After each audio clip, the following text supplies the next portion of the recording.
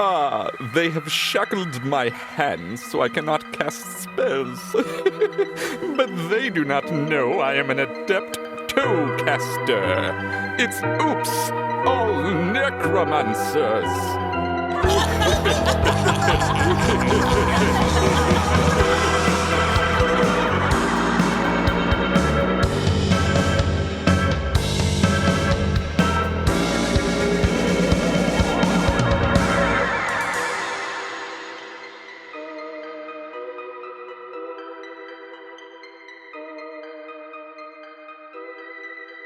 Welcome back to the podcast, everybody. I am your DM, Oz the Great and Powerful, and with me are Bug, Finny, Satyr Druid.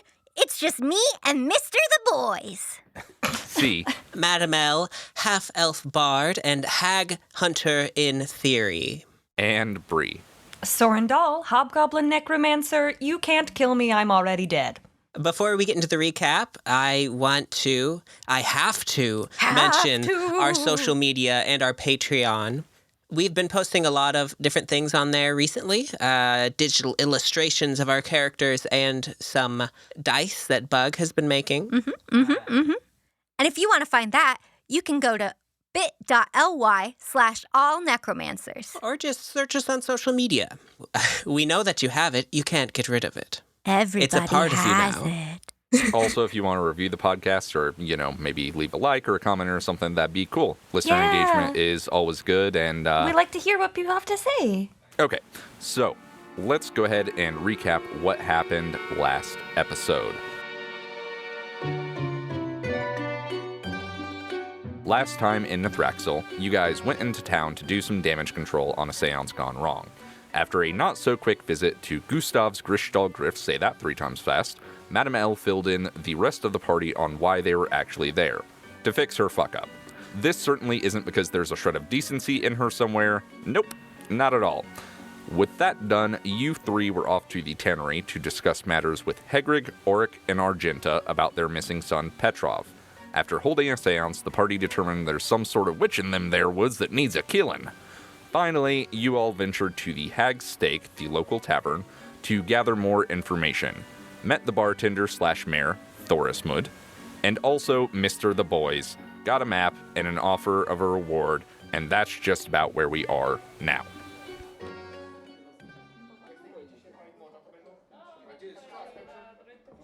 Oh, I did want to ask if I could have taken a short rest while I was sitting in the corner eating my burnips. Yeah, that's fine. Oh, hell yeah, hold on. I will say that you cannot benefit from the Song of Rest because, well, the others were not resting with you. Oh, yeah, that's fine. I'll just take what I got, because... But yeah, if you want to burn some hit die, go for it, Yeah. or do your arcane recovery or whatever. I'm gonna be doing both. A taste of the custardy braised burnips restores my arcane power for some reason. Well, now that we have this map, perhaps Buzzwhip would give us a hand, since we're not just wandering off into the wilds. Potentially, yes. I think we can do it. I think we are just so strong and very cool. We should just run in there. We can do it. Finny, well, I do agree that you are very strong and very cool. Thank you. I don't really run into things. And, I don't know about any of you, but, I don't want to die. And I get the impression that if we run off into the woods without any assistance, that may very likely happen.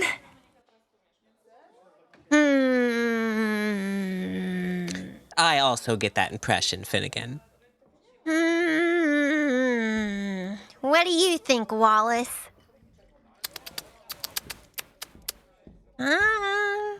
We'll see what happens then, I guess. What does that mean? What? Is this like a we'll see what happens, I'm about to go sprinting off at 60 miles an hour into the fen? Huh? What? I'm sorry, my ears are broken. Right. I think there's something in the drink. Let's go. And I will. Finny heads out of the door. Okay, I'm pretty quick on their heels. Like, I don't.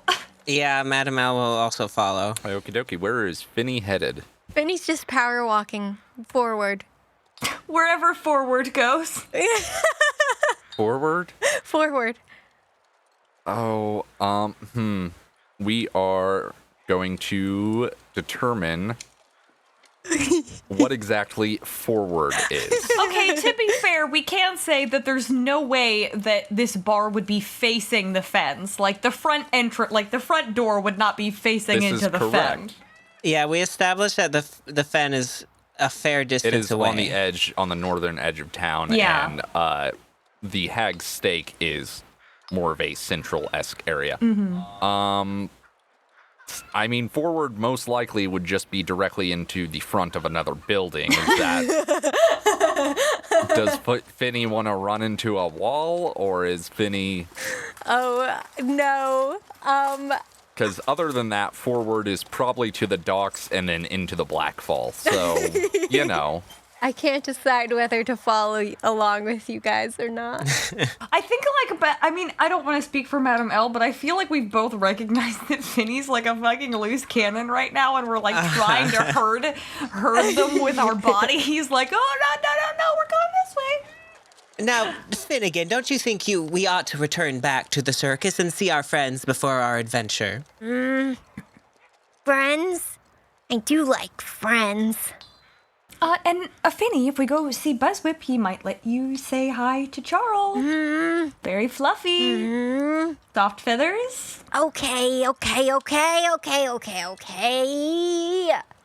And Finny, with his head down, in shame and defeat, follows you both.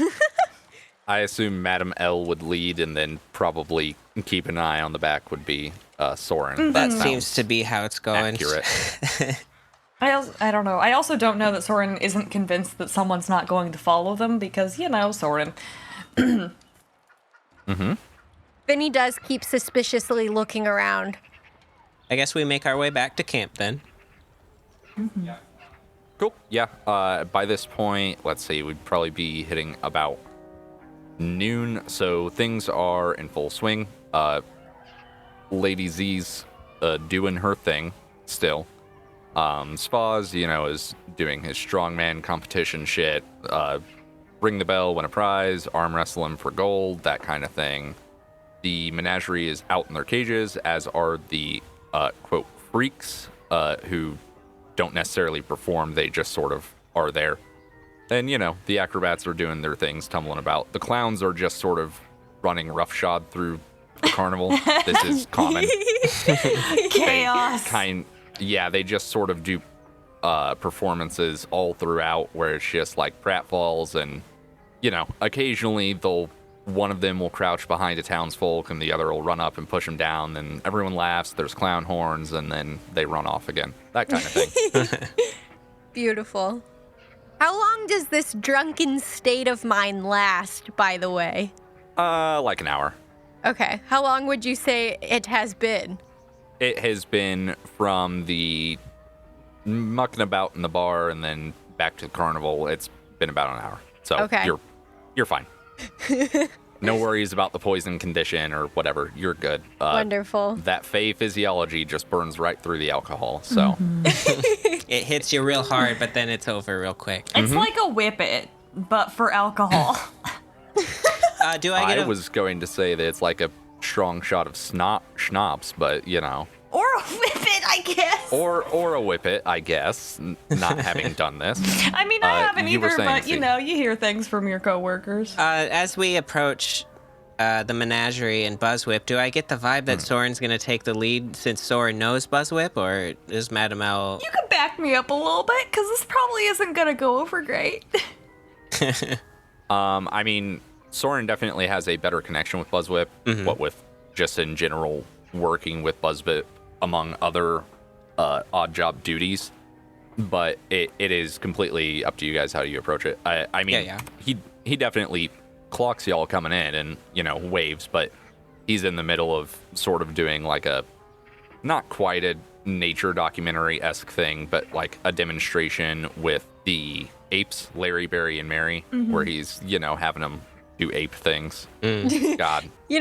Ape things. They're peeling bananas and Using a spanking chainsaw. their butts and yeah. Yeah, they're just doing ape stuff. I should mention that the only parts of the menagerie that are free roam are Jim and Humphrey, in which Humphrey rides around on Jim just sort of around the carnival. Humphrey being the... Humphrey is the mini horse. The mini and horse. Jim's Yes. the big old dog. So beautiful. Think, what are those the Russian bear dogs? You know them sons of guns? Uh-huh. Big old boys, Yeah, the fluffy, big they're ones. like fucking 8 foot tall at the shoulder or some shit. Yeah. We go so hard on the dog breeds in this show. We did. We gotta. I love those big old dogs. I would never want one. Dear God, no. But big dogs.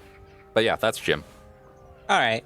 Madam L will try to catch Buzzwhip's eye and make it known that she wants to talk to him, basically. Like a hurry it up kind of deal.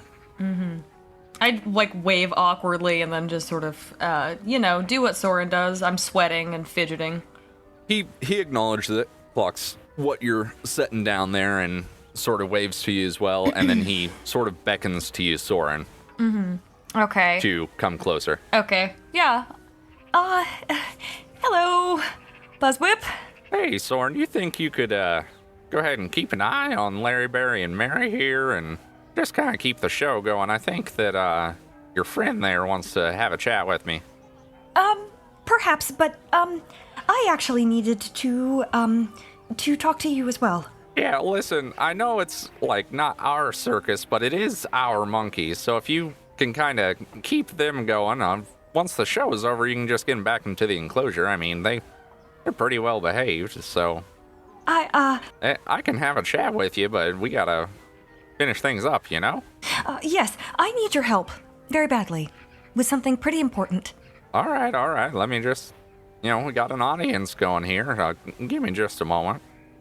And he sort of walks up to the apes and through a series of gestures and, ape sounds, they all sort of look at him, and Larry bares his teeth at him, and then Buzzwhip just does this horrible grimace, and Larry sort of shrinks back, and then they all go back into their enclosure. And he shuts up Terrifying. behind him. Uh-huh. I'm so afraid of monkeys. That's how Buzzwhip's animal handling works. All right, I got about 10 minutes between sets here, so what's up, y'all? We have, found ourselves, in a little bit of a situation, and we require your expertise, and I'll make it up to you. I will. And it might actually turn out to be beneficial for you in the end, but... Madam L will step forward. Buzzwhip, we have a bit of a situation over at the spiritualist tent. I'm afraid that one of Lady Z's readings went south, and it's a rather delicate situation. A local tanner has lost a child, and they had come to seek any kind of, comfort. Oh yeah, some comfort, some solace. I understand it. Now, you work with her more than I do, Madam L. That's not exactly Z's strong suit, is it? I mean, we're all family here and whatnot, but it's kind of not her thing. No, I'm afraid not. Well, you look like a spiritualist to me, not a, afraid not, but that's just a little gnome humor for you. In any case, we need It translates better in gnomish, I promise. Continue.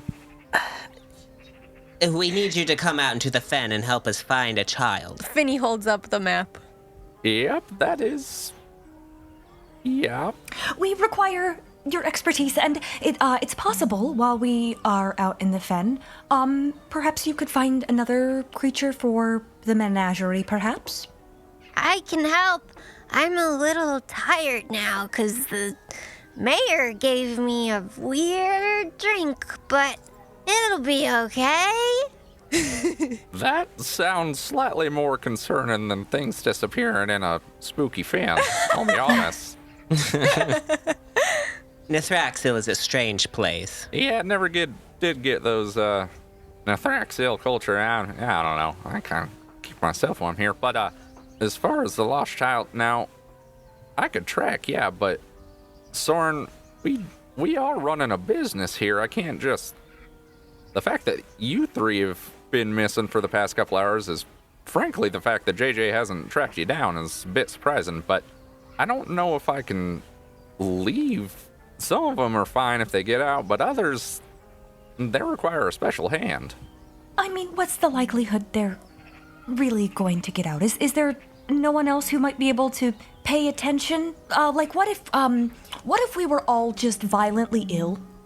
And we all ate some bad burn-ups. Yes, and we're so sick. Oh my word, we're so sick. And then we're sick for however long it takes to locate this child, and then we come back, and wow, we feel better. And no one's the wiser. Sorrin, you have seen Bebo, right? Yes. And you've seen Bill. And you've seen Charles. And you've seen Grell. And you've seen Ronald. Bebo is the main concern, but I mean, I don't know that your presence is going to affect Bebo's particular situation, if we're being honest with each other here. I don't think Bebo will be going anywhere.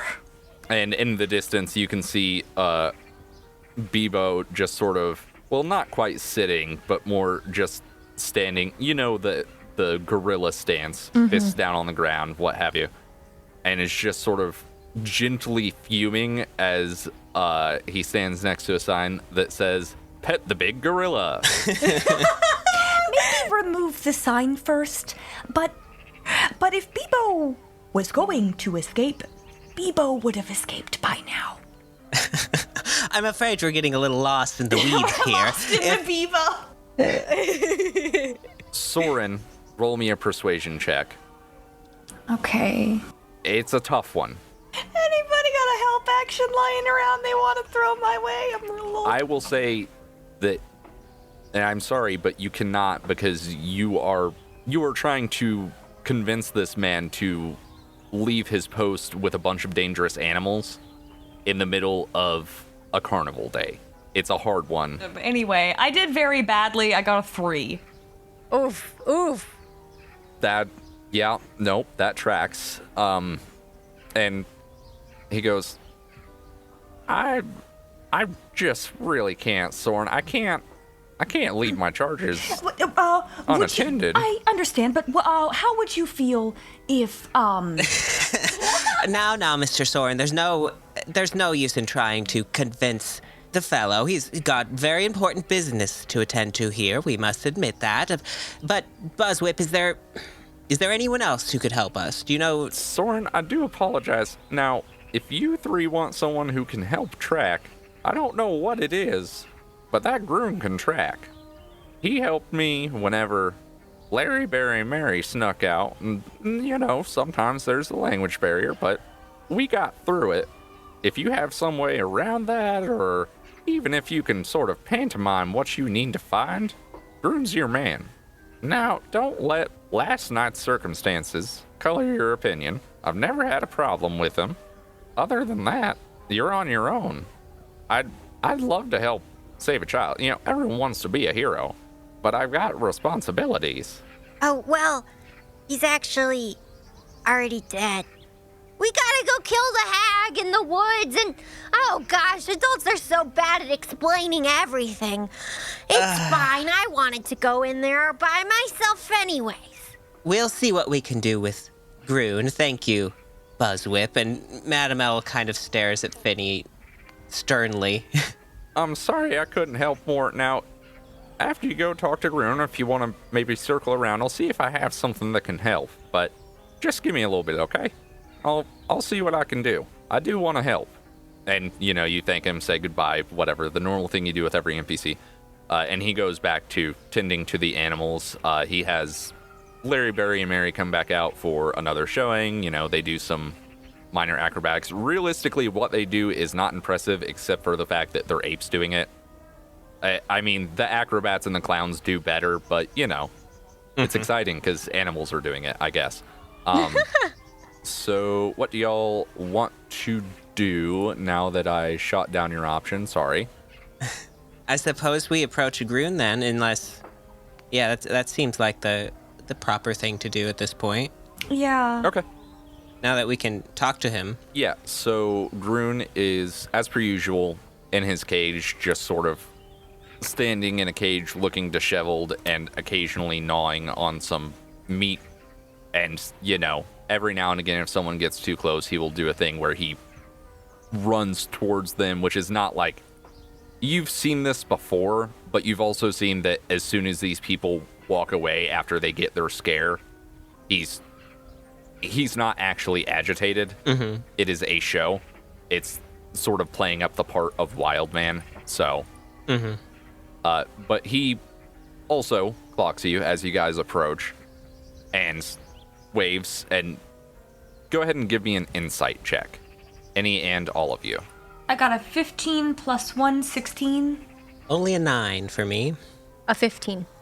Okay, Finny and Sorrin, you notice, based on, just sort of facial expressions and what have you, that he seems a bit embarrassed, in regards to what? I don't know, but, generally, you would assume that he understands what went on last night now, and...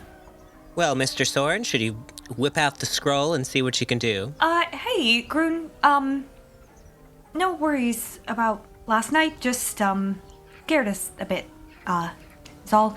I don't know what I'm doing, Madam L, Groon, you remember, how we danced last night and we were best friends? Well, we were wondering if you'd want to be friends with us even more and better. And he sort of looks between the two of you and then points at himself and then at both of you and goes, friends. Yes, friends! But you gotta let us do this thing. And then we can talk and understand each other better. And Finny points to his mouth and then to his ears. And then he sort of points at his ears and then at his mouth and then shrugs and shakes his head. Let's put it this way. Is your plan to essentially pull out the scroll and then start casting? I was going to, pull out the scroll and, try to communicate that, hey, we want to cast a spell on you so that we can communicate. Because I'm not just going to whip out the scroll and start casting a scroll at him. That seems, very rude. Okay. Yeah. Let's go with a diplomacy. Okay. If you knew Dwarven, I'd give you advantage, but you do not. I don't. So. Can I give the help action since I'm talking to Groon as well? That is fine. Essentially what Groon speaks is he understands a bit of Common and speaks a little bit of Common, but his native and only tongue is Eldwarvish, which is it's Old Dwarvish. It'd be the same as trying to communicate with someone who speaks Middle English with modern day English. Okay. So, Groon, we have a spell, and I take out the scroll, that would help us communicate with you better. But I don't want you to be alarmed. This is purely for communication purposes only, and we don't mean you any harm. I'll go ahead and roll. I'm trying to look as, non-threatening as possible, but I'm probably not very threatening to begin with. So, okay, well, the first roll was a 4. Oh. And the second roll was an 8. And the diplomacy... Oh, wait, there is no diplomacy stat. Persuasion. Yeah, sorry. Yeah, that's a 7. He looks at you, then to the scroll, which I assume at this point you have unrolled. Mm-hmm. And let's go ahead and do opposed athletics checks, because he is going to try and snatch this scroll from you. Yeah, the thing is like, I don't know, because, like, we already know that JJ's fucked him up kind of bad already at least once, so... Okay, athletics. I got an 8, so he can have it. He got a 6, because he got a nat 1. Woohoo! So I think he grabs at it and smacks into the bars of his cage, and you are able to just barely move it out from his hands, and he looks panicked. You can have it if you want it. I'm sorry. Now, Mr. Sorrin, why don't we cast the spell and we explain it later, when we can actually communicate, I don't know how he's going to feel about communicating Well, why don't we just ask for forgiveness afterwards? It's not like we're doing anything bad to him. We may be able to help him better if we can understand him. Fair, okay. Then I guess I'll try to cast it. Can you use a bardic inspiration to help you cast this? It is technically a skill check, yes. Okay, yeah, then we'll use a bardic inspiration to give Sorrin a hand. Do you give me a compliment sandwich? No. I count Madam L just trying to tell you what to do as bardic inspiration. Fair enough. Okay. And the bardic is an extra, what, D6? D6. So your DC for this is 13. Okay. It is a 3rd level spell, and base DC is 10 plus the spell's level if you are not of a high enough level to cast said spell. So all you gotta get is a 13. Okay. The roll is whatever you roll plus your spellcasting ability modifier. So that would be your intelligence, which is what, a +4? +3. And you are, well, it doesn't specify proficiency, but you are proficient. Okay. You can use scrolls. You are proficient with scrolls. Okay, so it's a +5 all day. It.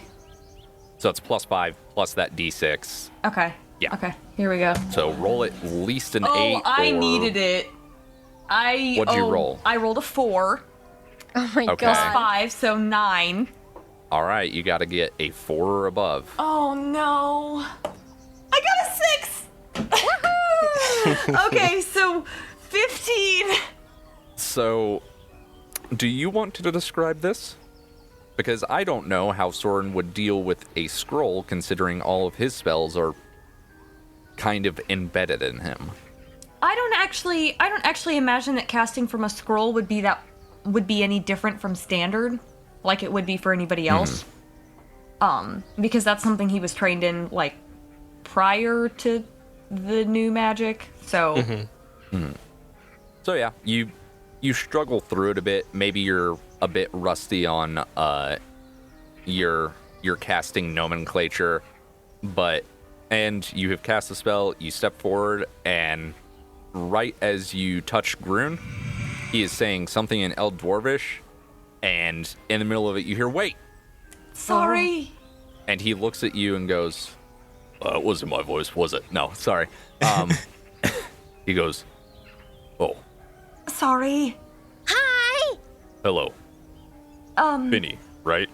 Yeah! Our apologies, Mr. Grun. It was necessary to pull through with that spell so that we could talk to you. Right. So, ears, mouth means tongue spell. Yes. What is this accent? Where did it go? I don't know. Southern. Little southern boy. Yeehaw.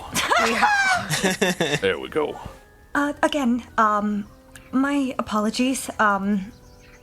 We meant, no harm.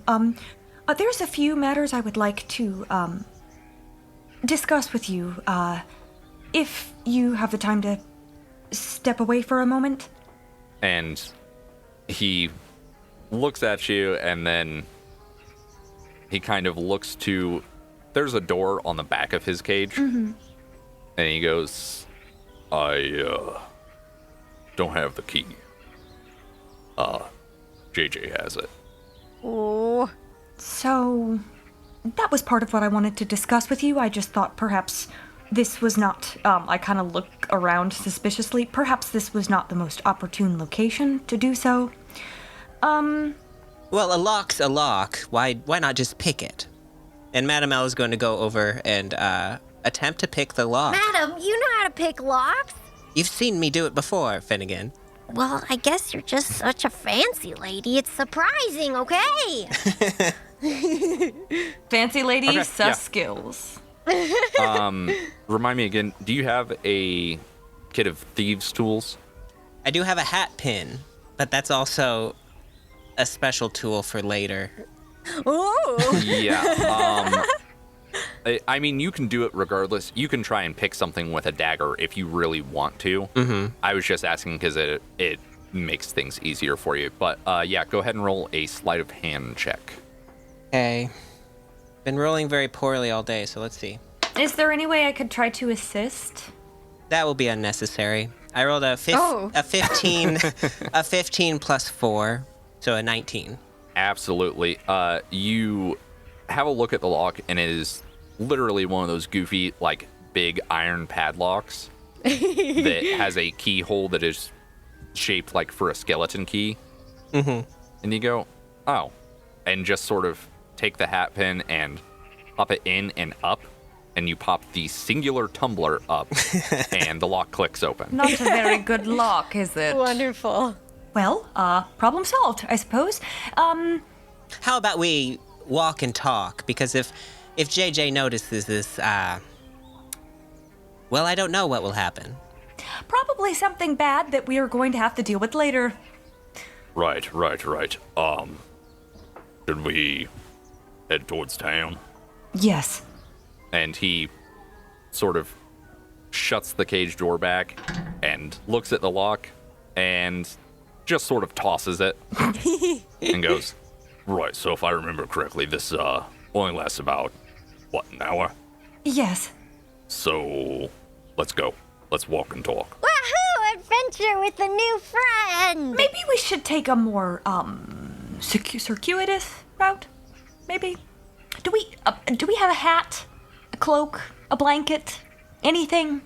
you assuredly have a blanket in your backpack, like from a bedroll or whatever. Yeah, we I should wrap probably disguise him slightly. Put it on him like a cloak. Yeah, I mean, you could also just swing by, like, your wagon, and you definitely would have some clothes. You wouldn't have anything that would necessarily fit him well, but he could definitely, like, borrow one of Sorrin's jackets or something and leave it unbuttoned. And that would be, essentially, if you have a jacket that comes down to, like, maybe mid-thigh for you, that is about to the knee for him, so he's pretty much covered. Oh, okay, hell yeah. Okay, that. And it's not like he's been in this cage naked. Yeah, oh, like I know he he has wasn't nude. a loincloth.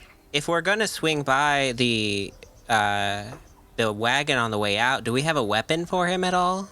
Oh, yeah. I don't know. We Do you could guys ask have extra him. weapons? I mean, we can ask him if he wants one.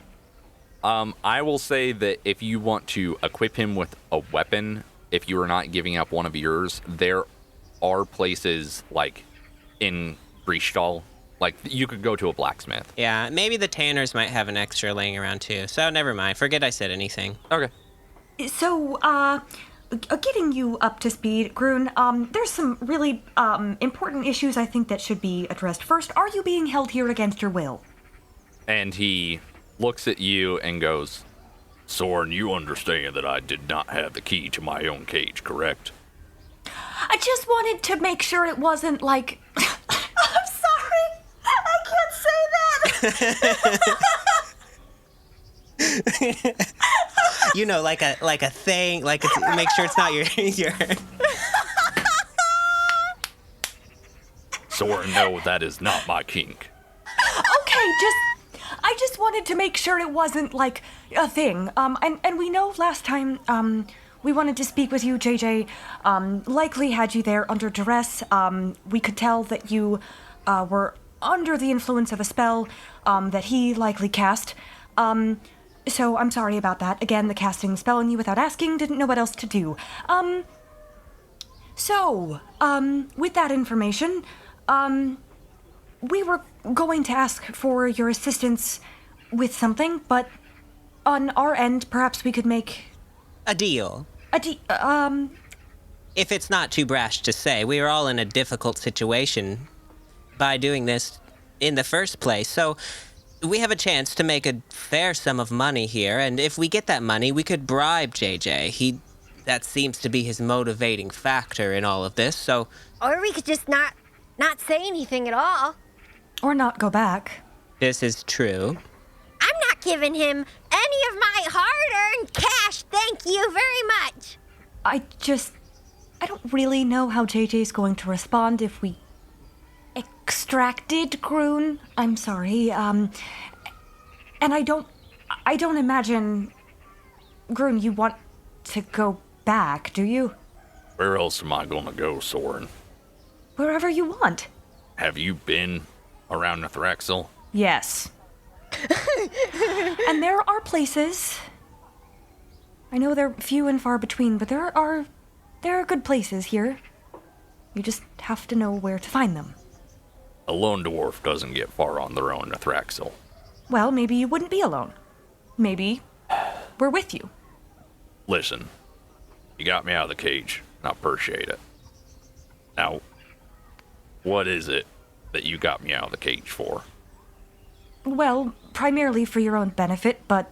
Sorrin, cut the shit. What'd you get me out of the cage for? We need to go maybe kill a hag and recover a small child's remains.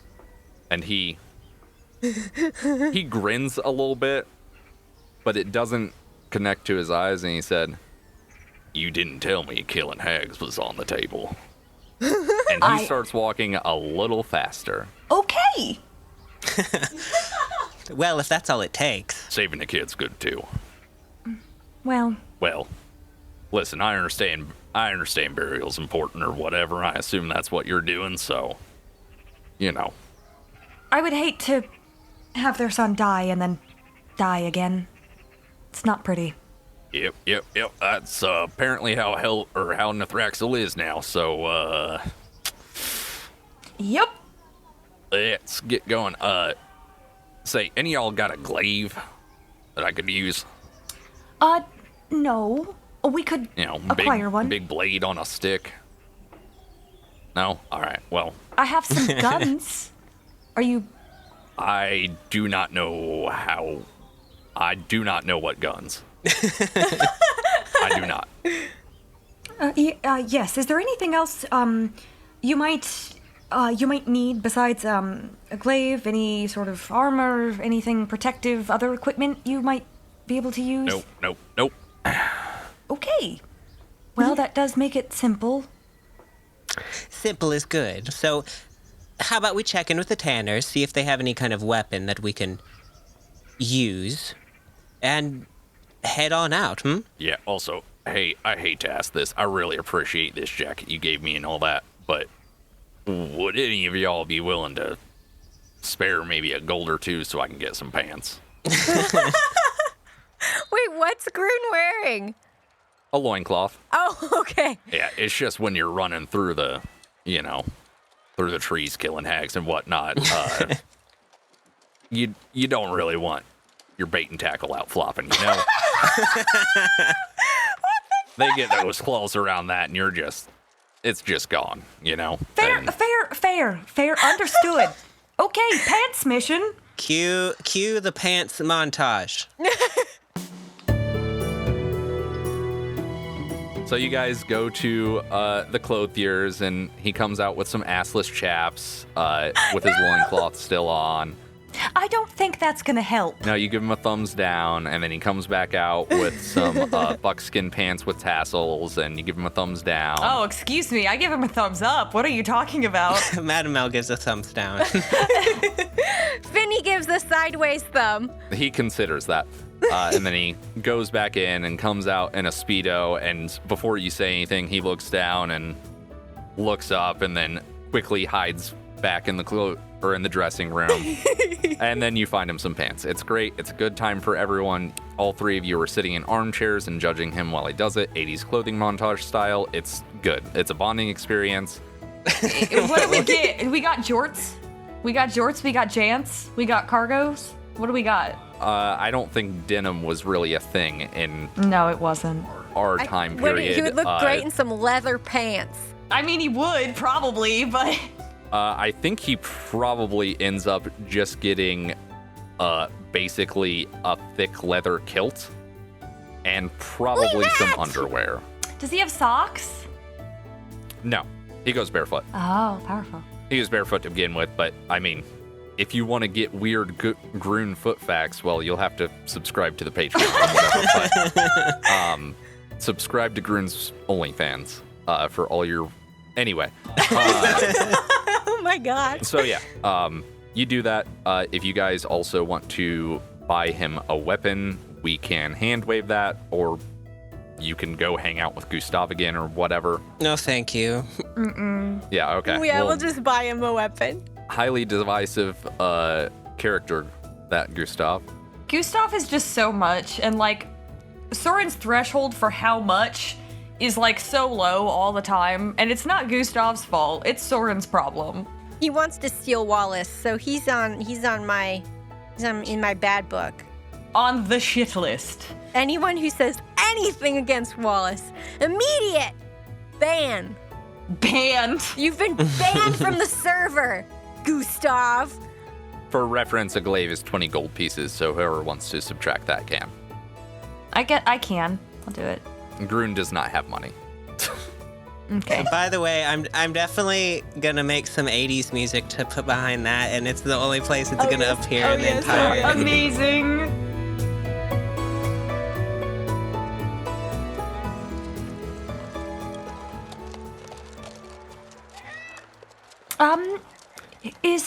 I know they recommended torches. Should we pick up any extra? I have a lamp, but that sounds like a good idea. Yes. I have 10. You have torches, Finny? Because I have an explorer's pack. I have a tinder box, 10 torches, and soft rope. Oh. Soft rope. It's 50 foot of rope, yeah. Unless it actually is 50 foot of soft rope. Yes. No, it's 50 foot. Yeah. Yep. I love that that happens. And Groon, do you have any particular experience hunting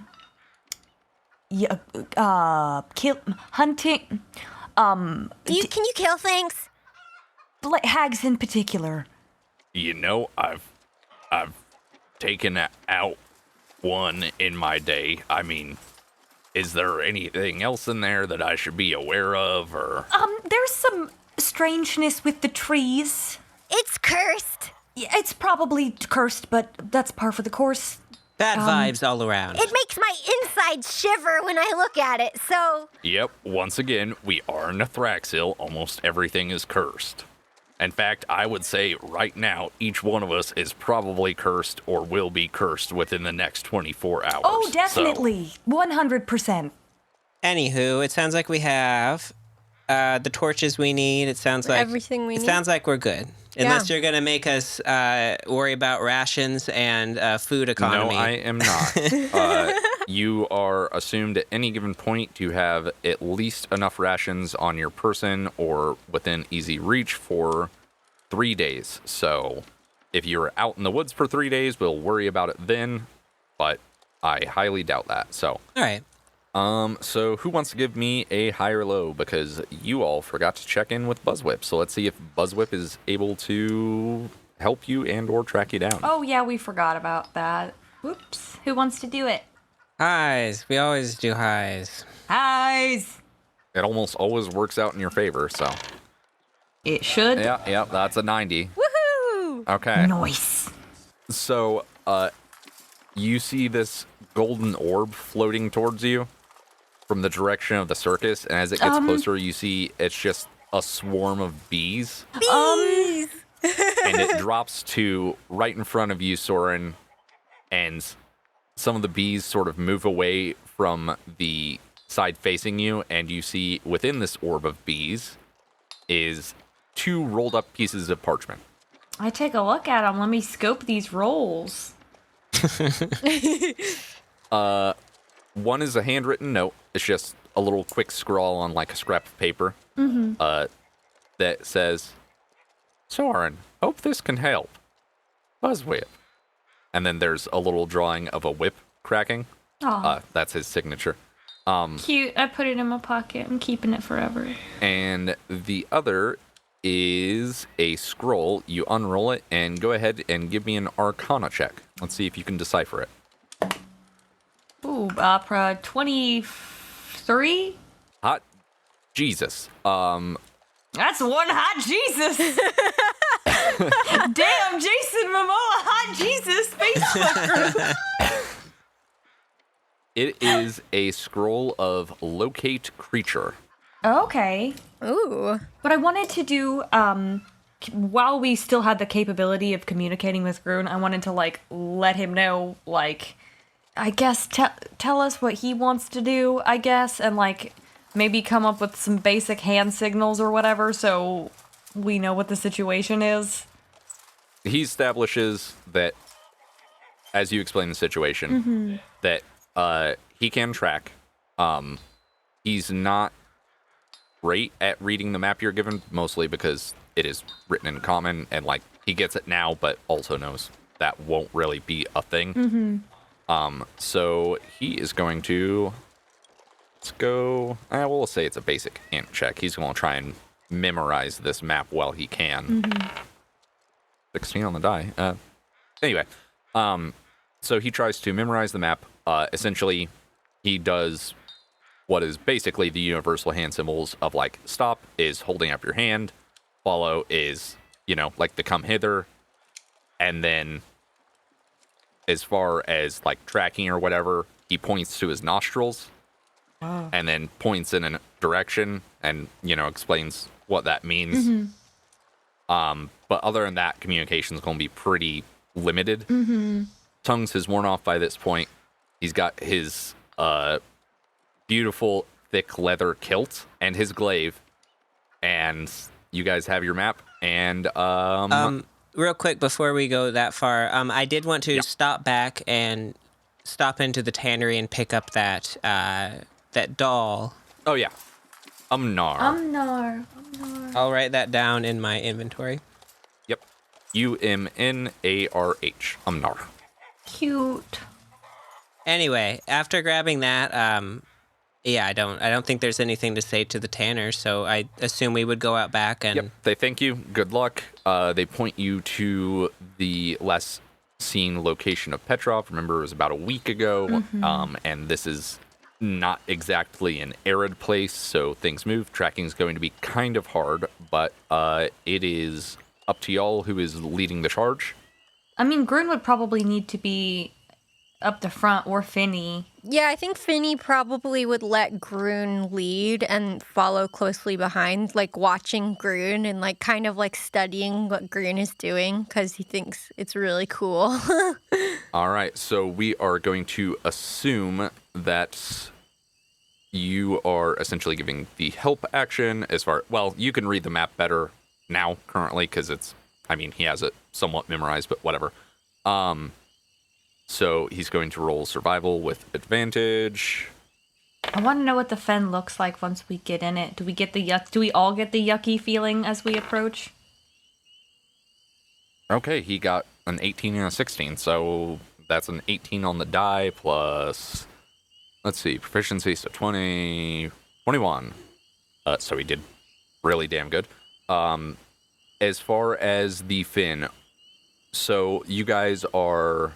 When you were on the threshold, it is clearly much darker in there than it should be. Like, almost like it is midnight in there, and it's only like 2 or 3 in the afternoon.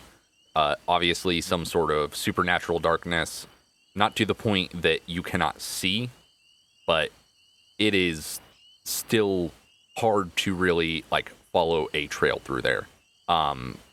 Another thing you notice as soon as you cross this threshold within the first line of trees is there is a oppressive weight that sets into your bodies.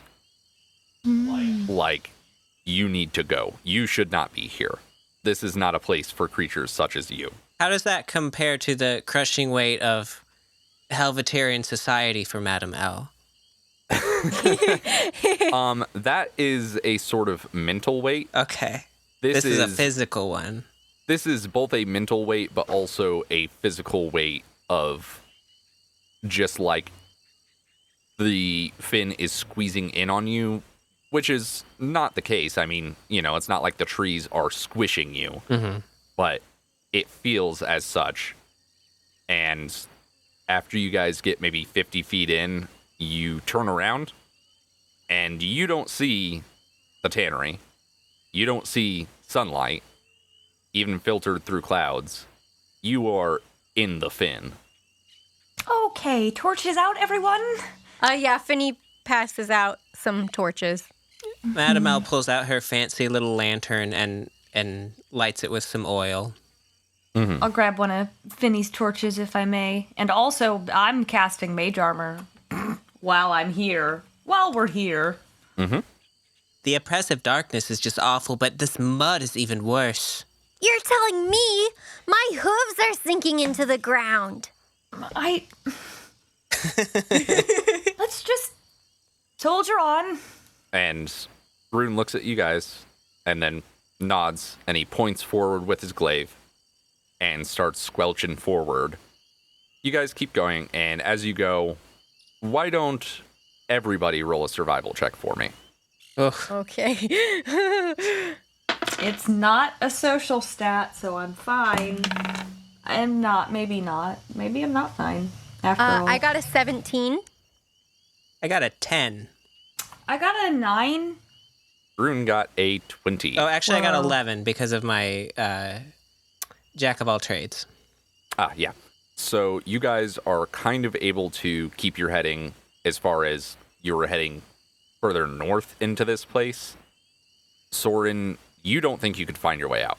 You are fairly certain that you know where you are, as in with your compatriots, but you are lost. Yeah. And I also need you to make me a wisdom saving throw, please. Oh, no. Me? Yes. I rolled a 16 plus 3, 19. Gotcha. For just a moment, your situation sets in a little bit. Yeah. And you start to panic just a tiny bit. But you're able to get a hold on it. Okay. It occurs to me that maybe we should be as subtle about this as possible. Since it certainly seems like someone or someone's or some things don't want us to be here, would it be advantageous to try to keep a low profile? Well, certainly I'd rather not be shouting through the fan. We're stepping on things. We're stepping on sticks. We're rustling leaves. Could we maybe try to not do that? Madame L looks down and lifts up her big dress with her petticoat underneath and just kind of stares. I don't. Finny looks at his hooves caked in mud and goes, "Yeah, we'll try." Moving stealthily is a way of overland travel, which is essentially what you guys are doing. You guys just gotta let me know. It's going to be hard to do with torches out. Your stealth checks will have to be significantly higher. I figured we'd just be stealthy if we came across something or upon something. Yeah, and I recall... Yeah. Madame L also would recall that they said to bring torches and have them lit, or else, things would come and get you. So yeah, that's true. That's true. I think that we would be trying to move stealthily, but I doubt that that's terribly possible. No. So as you guys are going along, Grun holds up a palm and the wait gesture, and he gestures to you, Finny, come closer, and then takes his hands and moves them apart like he's opening up a scroll or something. Presumably he wants the map. Oh, okay. Finny holds up the map for him. Yes. So he looks at the map and then sort of looks around and then looks at the map again. And you can see that he's growing frustrated with it. And then he sort of throws up his hands, the map in one hand, like, fuck this, and hands the map back to you and points to the map and then points to you and then points out into the fin. I think you should take the lead, maybe, Finny? Oh, geez, okay. Okay, sure. Finny goes to the front. Please don't get us lost.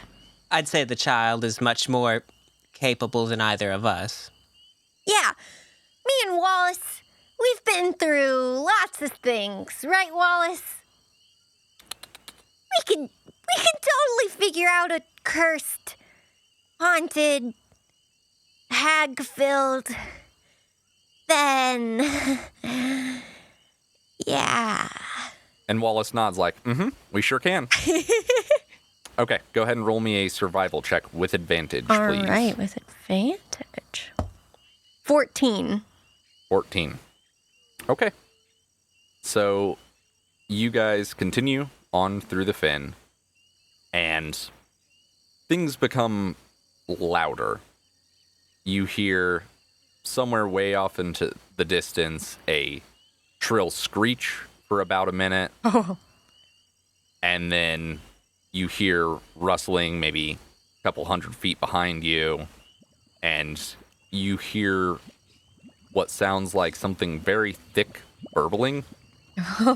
And Finny, as you step forward into a larger patch of mud, your hoof sticks for just a second, and the entire party sees that the mud is not just mud.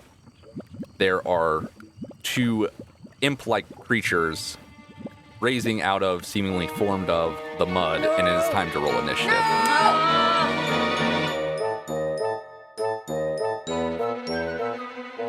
I got a 10. I got a 12. I also got a 10.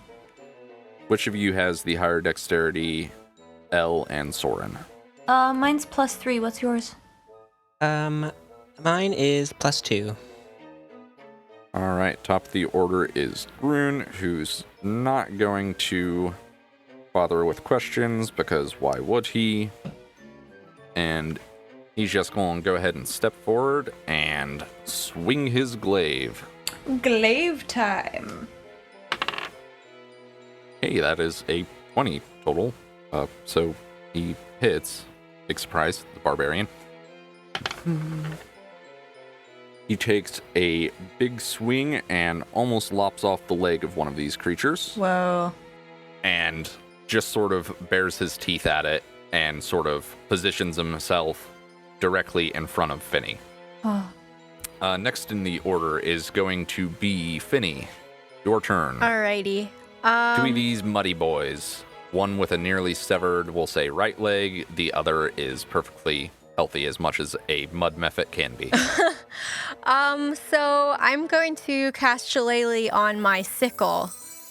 Yep. And I am going to swing at one of them.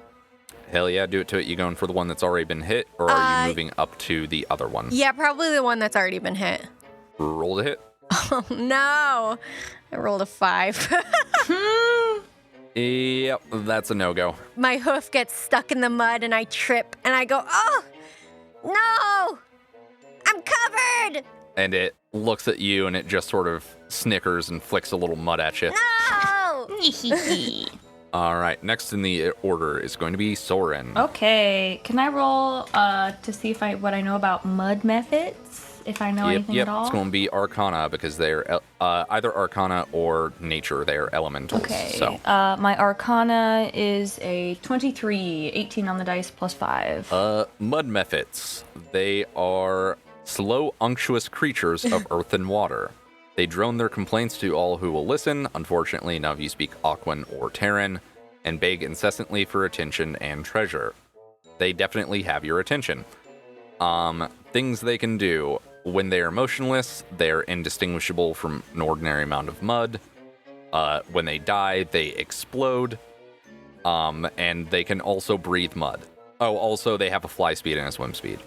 Okay, They're also immune to poison. okay. You got a 23. I basically have to read the step off to you, so. I'm a well-read young man, I guess. I'm not that young, you know.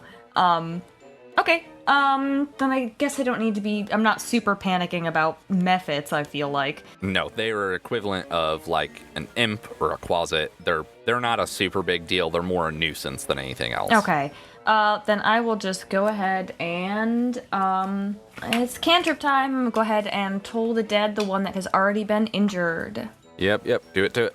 You make a save. All right, what's my DC? 13. Wisdom. Okay. That is an 8 on the die, and I get nothing, so it fails. Go ahead and do your beautiful What, the mud D12 of monsters damage aren't as a bell wise? rings. That's a cantrip? Is toll the dead? Yes, it's the best Yes. cantrip.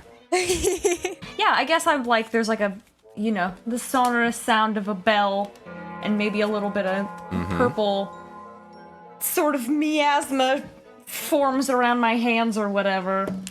I didn't roll very high, so it's just 4. Okay. You see some of its mud slough off a bit, as whatever is binding it to this world, gets broken a little bit more. No. Is there anything else you want to do? Move about? I guess I will try to... Wiggle your little fingies? I just did it. I guess I'll, I'm trying to think of something else. I think that's probably it, unless they're like super close to me. No, they're not. Okay. You were back of the back, so. Okay, then I'll sit tight. I'll stay where I'm at. Okie dokie, mephit time. Mephit number 1, with the chopped legs, gonna swing at Groon. So yeah, the one who Groon had slapped approaches Groon and just sort of punches him right in the kneecap, and you hear something creak. Oh! And the other one is going to fly over your guys' head and try and punch Sorrin in the face. That is a 12 to hit, which is not going to do so. No, it is not. Yep, it takes a swing at you, and you just sort of out of the way. It's my powerful anxiety muscles. I flex them and teleport out of the way. All right, Madam L, it is your turn. Okay. Madamil says, it could have been snakes or bugs or even little moving vines. It had to be mud things. And she casts vicious mockery at the one that has not been hit yet. Okay. It is a wisdom saving throw. Okay. So, let's see. That is a 15 on the die. Yes, that passes. Okay. So it just sort of looks at you and screws a claw up in its ear and then flicks some mud out and then just sort of shrugs. Top of the order, back to Groon. He is going to do what he does best, which is smack things. He takes a swing, and maybe because the creature's so close, the tail end of his glaive catches in the mud a bit, and it seems like the punch got pulled, so to speak, as he only deals a small amount of damage. Finny, you must murder. Finny is laying down in the mud and then looks up at, there's one in the air, right? Yes, it is currently flying near Sorrin's head. Okay. If I cast Produce Flame at it, will I hit Sorrin? Depends on how you roll. Okay. Maybe I'll go for the other one then, not the one by Sorrin's head. Okay. Oh no! I got a 3. You spawn this fireball in your hand and just sort of lob it, and you just lob it right over its head. And it splashes against the mud in the back and fizzles. Yeah, Finny growls at missing with the flame and just grabs a handful of mud and casts Halo of Spores, and the mud gets a whole bunch of maggots in it, and he just chucks it at... Okay. Okie dokie. It crit failed. It got a nat 1. Yeah! So roll 2d4. You will double your damage for this.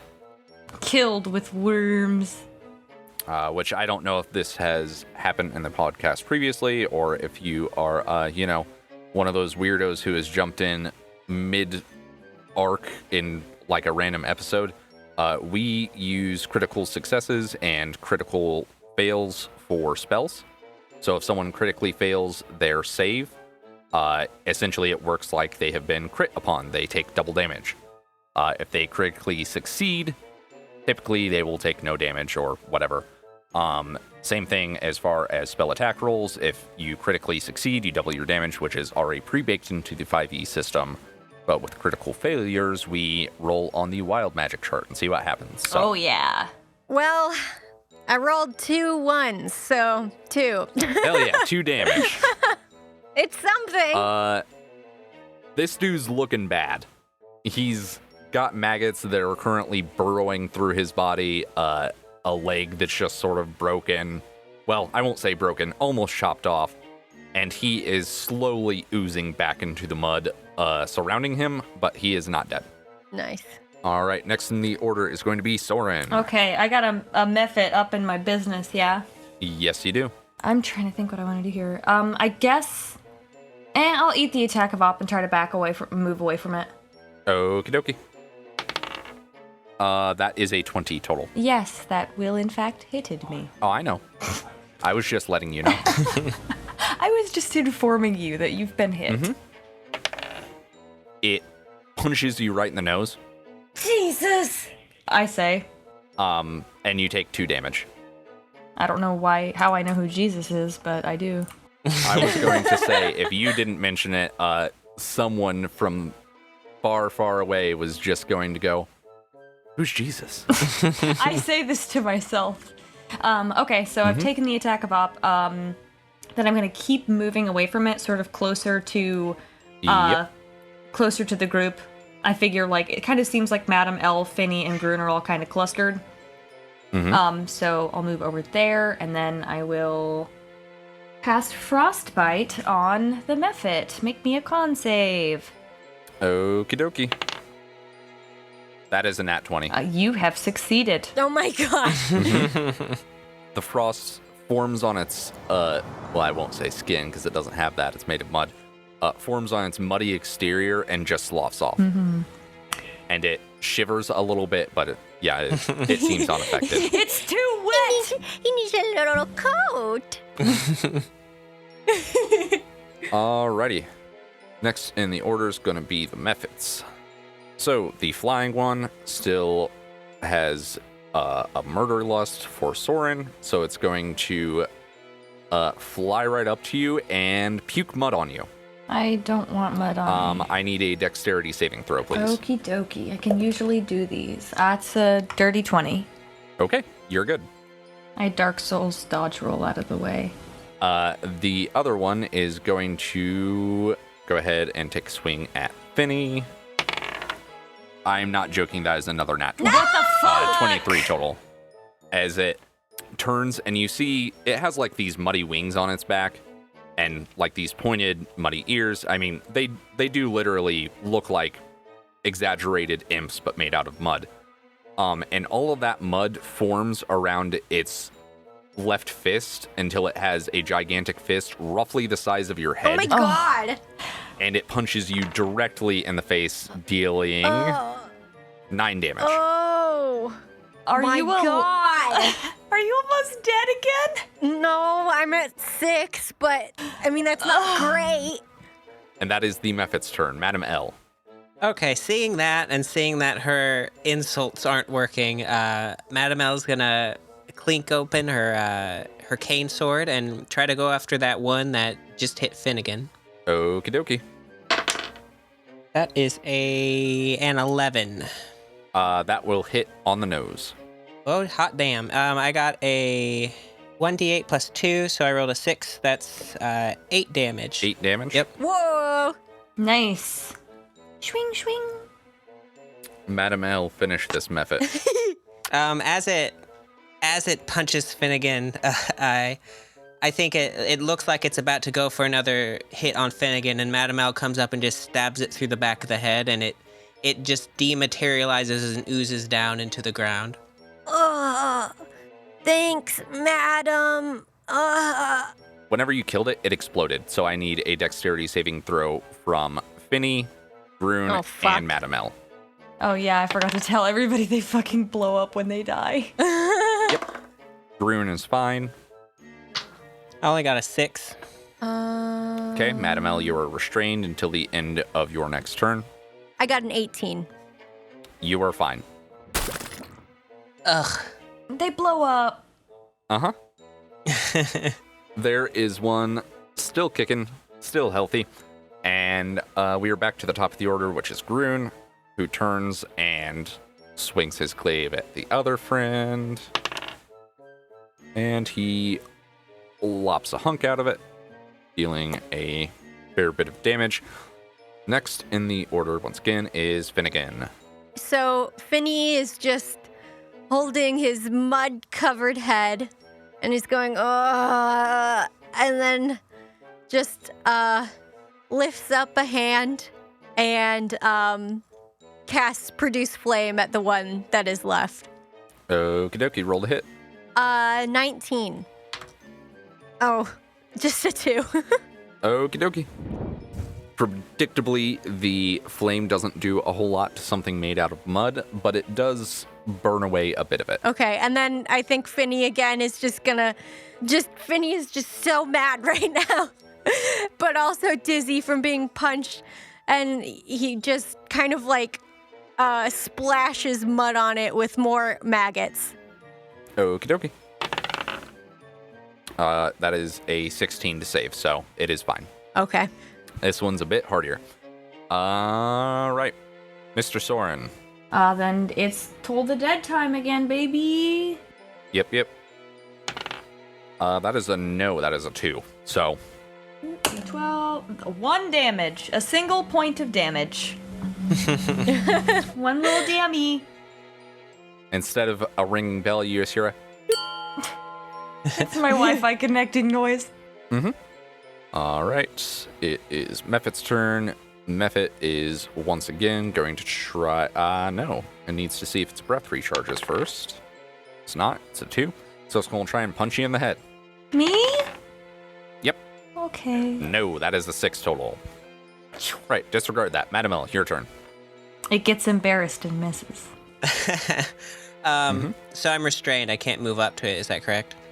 Yes. The restrain condition, which you have not dealt with before, your speed becomes 0 and you cannot benefit from any bonus to your speed. Attack rolls against you have advantage, and your attack rolls have disadvantage, and you have disadvantage on dexterity saving throws. I have dealt with it. I'm the only one who has. Oh, you got rugged.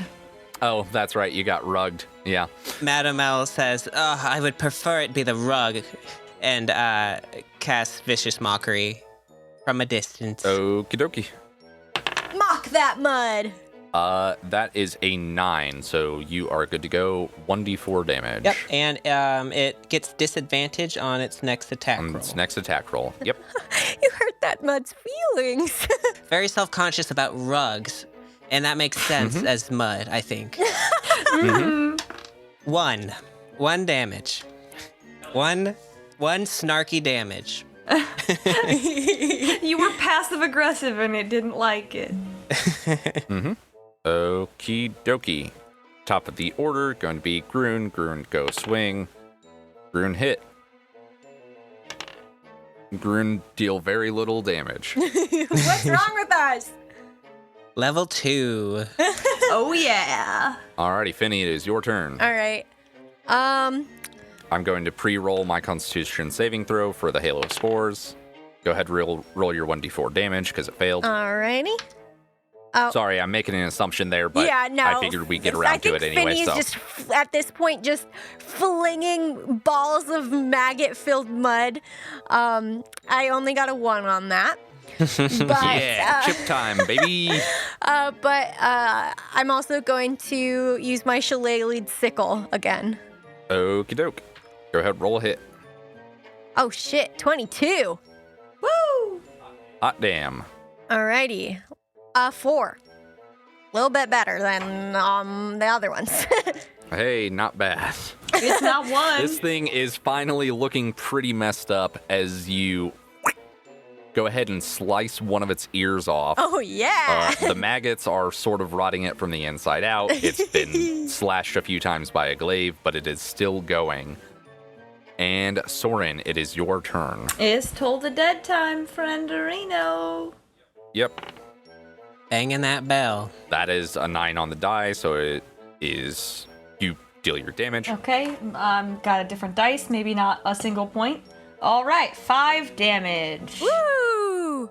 And as this bell rings, you see its whole body sort of quiver and Oh no! bits plop off. Oh! And there is... It's almost as if it just lost all of its flesh, and there is just sort of a mud skeleton of this my thing God. still flying, but it is still going. Okay. I don't want to eat an attack of opportunity, so I guess What's the worst that could happen? I could die, so I'm not gonna do that. It won't deal that much damage. I would probably be fine, but you know, It I'd hit still me rather for 9 not. damage! Yeah, that's my. That was because it crit. All right. I guess I'll stay put. Okay. Alrighty. Well, bad news. It really didn't like, well, first let's see if it gets its mud breath back. That's fine. It's not that, it wouldn't really help it too much anyway. So it's going to try and punch you again. Oh my god. No, that's an 8. So this skeletal fist just sort of, I think it just sort of tries to slap you and connects with your mage armor and just sort of splats a bit of mud directly next to your face, but not actually on it, and that's about it. It's like on a windshield. Uh-huh. Madam Ella, it is your turn. All right. Madam L is going to attack with the cane sword again. Yep. That is only an 8 this time. 8 will not do it. I think she's been stuck in the mud, so she kind of like pulls herself out, and she doesn't compensate very well, so she just kind of stabs past it. Mm-hmm. It sees you do this, and maybe it's being a little petty because of your comment earlier, but it sort of puts a hand over its mouth and then points at you and is clearly like snickering. Oh my god. Top of the order is Groon. Let's see if Groon can hit. Of course he can. He's a fucking barbarian. So Groon takes his glaive and just sort of swings full force top to bottom and splits this thing in half. Ooh! And once again, dexterity saving Oh, throws God. from Madam L, Finny, Sorrin, and Groon. Madam L got a 15 this time. I got a 18. I got nat 20 plus 3, 23. Jesus. So everyone learned very well to hit the deck when one of these things dies. And you do get covered in mud, but not in that weird restrictive mud that they seem to be composed of, and everyone is good. And combat is over.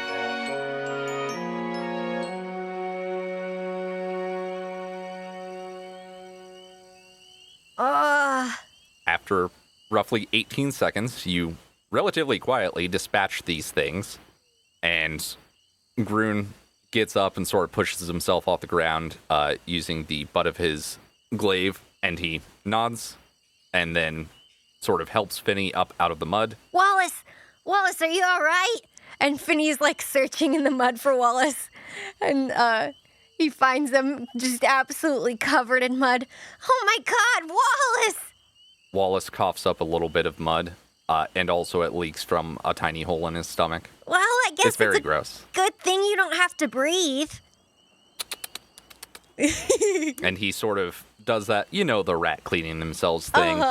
And then he just sort of puts a paw on each side of his snout and closes his mouth, and you see him blow a little bit, something that an undead creature shouldn't be able to do. And mud just sort of out of his ears and stomach hole.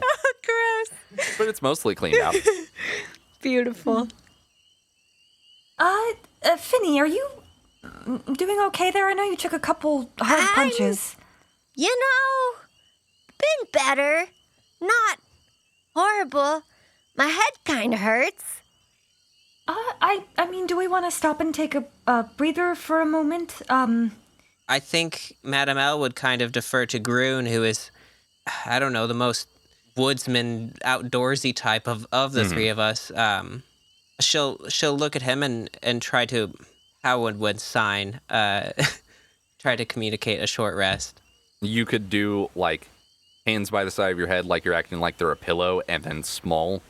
Yeah. I think that would get it across like at least a short break Yeah. or short sleep or regardless. I think you can get the idea with that. Yeah, I think. Yeah, I'll go ahead and do that. And he sort of shrugs and then takes one fist and thumps his chest. But he does not seem to just start venturing out without you guys. So Okay. it's up to y'all. I'm fine with taking a short rest then, yeah. Yeah. So, I think, is there anywhere on the ground that is sittable? There is definitely like a fallen tree relatively nearby because you guys aren't really following a trail, right? You're just sort of trekking through this fin. Uh-huh. So it's not like you have to stick really close to the trail. Okay. Madamel pulls out a little bottle of water and a teapot. And, Finnegan, would you be a dear? Oh, yeah. Finny lights a little flame on his finger. Is this good?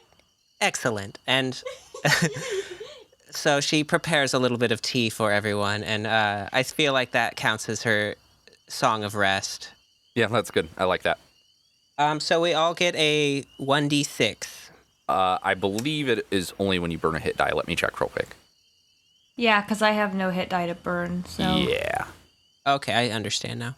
It is not if you specifically use a hit die. It is if you regain hit points. So if you wanted to burn a spell slot, Sorrin could benefit from it, but it's up to you. Oh. I mean, everything's up to you. But Yeah.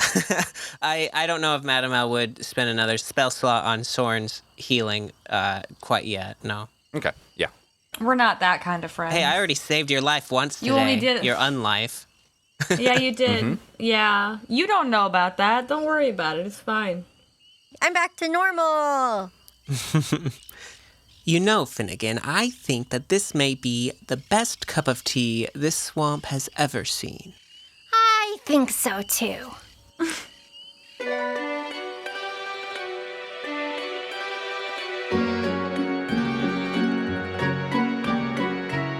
Welcome to the end of the episode, everyone. Hello! If you liked what you heard, please go rate and review us on Apple Podcasts. I would love to see your words about our voices saying sweet things into your ears. Please tell me how you like it, or if you dislike it. I would like to know. Thank you. If you're not already following us on social media, we've recently been releasing a lot of different art on there. And I've done some dice. We also have a Patreon now. You can get there by going to bit.ly/allnecromancers. Ooh. We have 2 tiers of support. The first is just the general support for $2 a month, and the second is $5 a month, which gets you access to bonus content. Wow. That includes behind-the-scenes episodes and also more Goblin episodes. Goblins. That's all for this episode. Bye-bye.